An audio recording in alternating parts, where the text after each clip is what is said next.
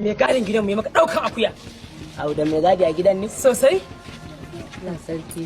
Ka dauka ya girma da shehu. Ana jin daɗi amma jikin bai nuna ba. Yi wallahi. Sai kuma farin jini da Allah ba da ka zo kuma aka lokacin da kake ta wannan hayaniya.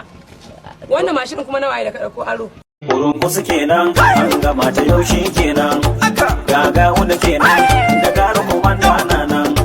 Yau ga tuji nan, sabon slogan kenan. Tawagar kwashewa, du muna cikin aikin nan. Ku ce mana sai tuji, su samu mu dau caji. A bara akasin canji, idan muka yogeji. Da mun saka man inji, mota ta yunkura ta gunji. Mu gyale batun daji, a gare mu kai tallan tuji.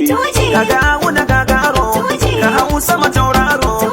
Mun musu 8-0, jiya yau mu ba su 12-0. Ga wuna ce hero, wuta ta jikin kero. Wuce masa jan biro, mai razana dan yaro.